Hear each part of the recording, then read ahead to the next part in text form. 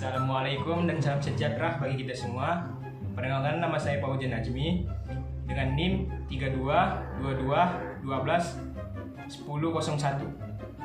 Saya mahasiswa dari kelas reguler E, Prodi Pendidikan Sejarah, Fakultas Ilmu Sosial, Universitas Negeri Medan.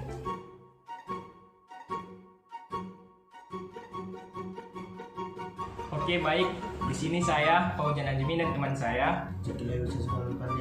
Saya akan menjelaskan atau menceritakan secara singkat CBR mata kuliah Asia Selatan yang bukunya berjudul India Bangkitnya Raksasa Biru Asia. Seperti ini tampak bukunya.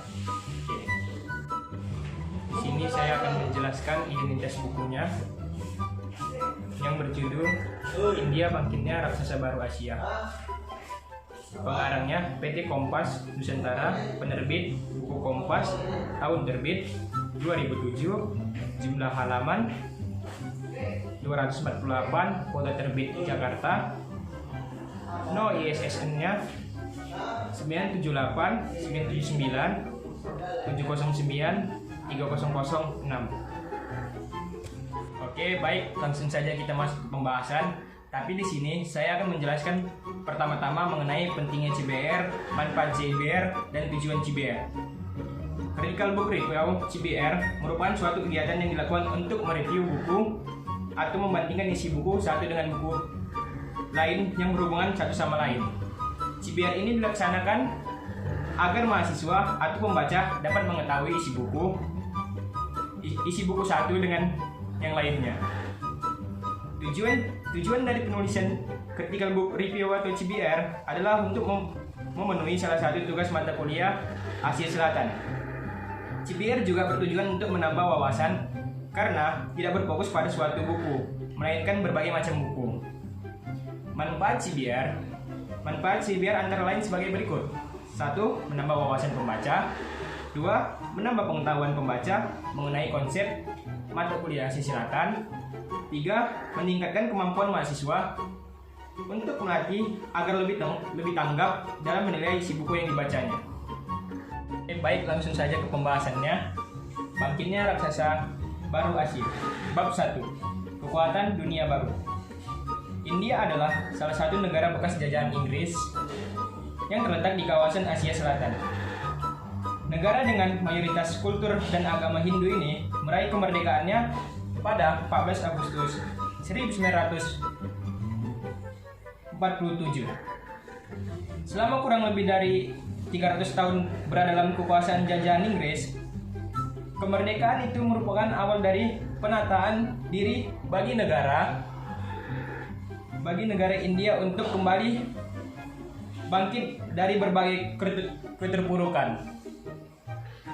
Seperti yang telah disampaikan Jawaharlal Nehru sebagai Perdana Menteri India dalam pidato menyambut kemerdekaannya 14 Agustus 1947. 2. Bab 2. Maju karena teknologi informasi. Kemajuan ekonomi yang telah dicapai kawasan ini, daya saingnya dirasakan oleh kawasan lain, yang kemudian menimbulkan gagasan-gagasan untuk meningkatkan kebersamaan yang melembaga bagi negara kawasan Asia Pasifik sendiri maupun kawasan yang berdekatan seperti Amerika dan Pasifik Selatan. Di lain pihak telah timbul reaksi dari blok-blok ekonomi kawasan lain seperti Eropa Barat dan Amerika Utara untuk mengambil langkah-langkah yang dapat merugikan kawasan ini. Untuk masa mendatang dapat dicatat peluang-peluang perkembangan lebih lanjut sebagai berikut. 1. Pembangunan ekonomi negara-negara kawasan Asia Pasifik dikenal dengan formula angsa terbang The Flying Gas. 2. Persaingan ekonomi dengan kawasan lain, Amerika Utara dan Eropa Barat dapat melalui kerjasama ekonomi negara-negara Asia Pasifik untuk menghadapi persaingan tersebut. Bahkan telah pula mendorong kawasan tersebut untuk membina kerjasama ekonomi. 3. Kebijakan ekonomi negara-negara kawasan Asia Pasifik selama ini mempunyai persamaan, yaitu pembangunan ekonomi yang mengutamakan pertumbuhan. 4. Jumlah penduduk kawasan Asia Pasifik cukup besar, kurang lebih 1:3 penduduk dunia. bila telah berhasil ditingkatkan pendapatannya, akan merupakan daerah pemasaran yang potensial sehingga dapat diharapkan mampu menyerap hasil-hasil industri kawasan ini menghadapi hambatan dari kawasan lainnya.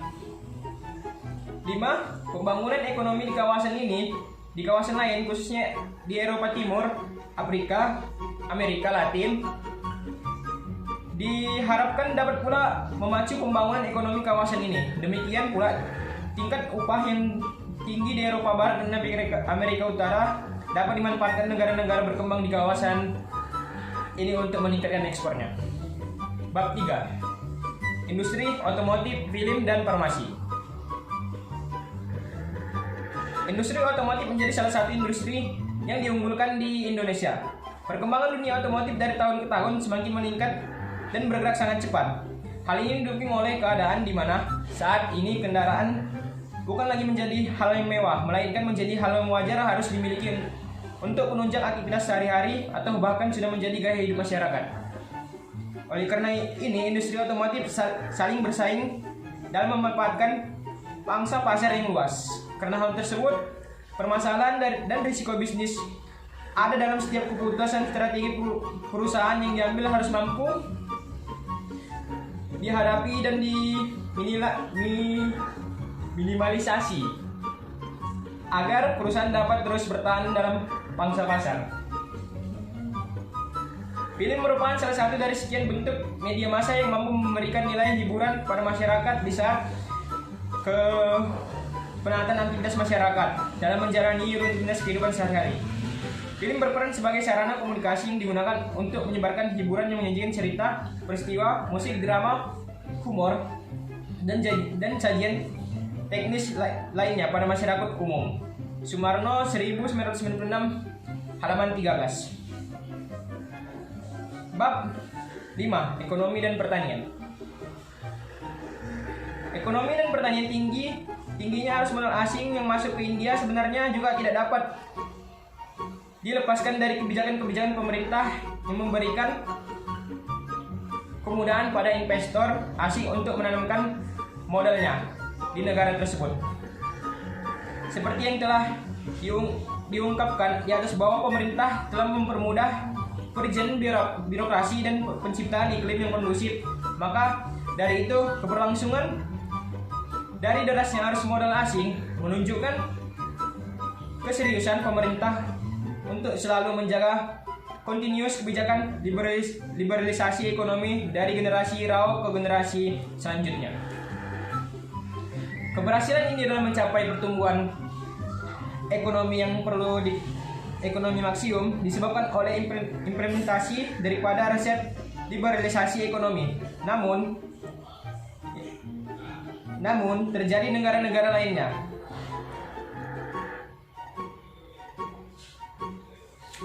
Bab 5. Buku dan pendidikan. Buku dan pendidikan.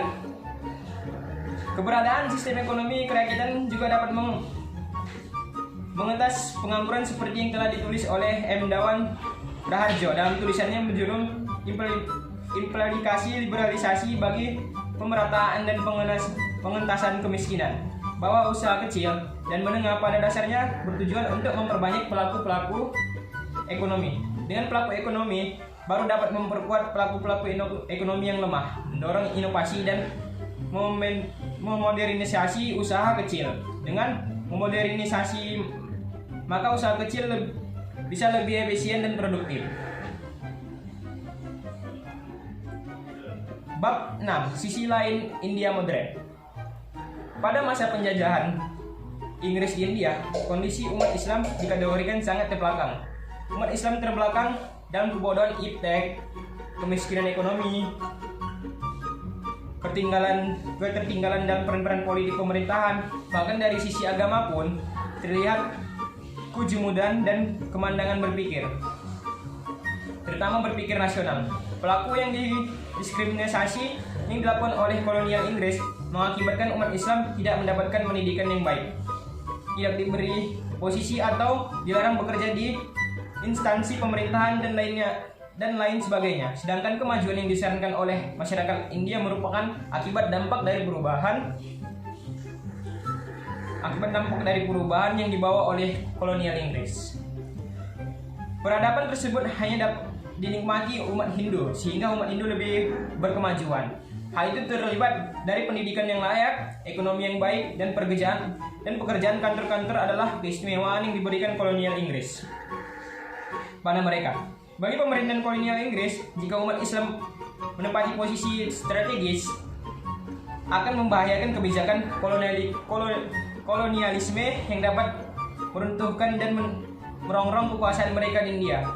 Strategi imperialis Inggris merupakan implementasi dari dendam masa lalu terhadap kekuasaan Islam yang mampu menaklukkan wilayah-wilayah belahan Eropa pada zaman penjajahan. Bab 3. Pembahasan kelebihan buku dan kekurangan buku. Kelebihan buku India Bangkitnya Raksasa Baru Asia menggunakan ejaan bahasa Indonesia yang sudah disempurnakan, sehingga memiliki penggunaan bahasa yang sederhana sehingga mudah dipahami untuk semua kalangan. Selain itu, penjelasan dalam setiap subbab diberikan penjelasan yang rinci sehingga lebih mudah dimengerti. Selain itu, juga dalam buku India Bangkitnya Raksasa Baru Asia, dalam sejarah ini materi yang dicakup cukup luas. Terdapat kelengkapan materi dan teorinya. Bahkan di akhir setiap materi dilengkapi dengan teks formatif yang dapat melatih kemampuan mahasiswa dalam memahami materi yang dibahas tiap bab dalam buku. Buku ini juga ditunjukkan untuk kalangan akademis dan kalangan umum, jika bisa dibaca oleh semua orang. Kekurangan buku Bangkitnya Raksasa Baru Asia sejarah ini adalah kurangnya ilustrasi. Apabila penulis menambahkan ilustrasi dalam setiap penjelasan subbab materi,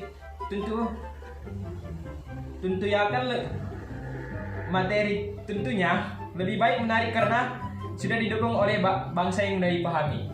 Sekian dari pembahasan secara singkat mengenai penjelasan CBR Asia Selatan yang berjudul buku India Bangkitnya Raksasa Baru Asia.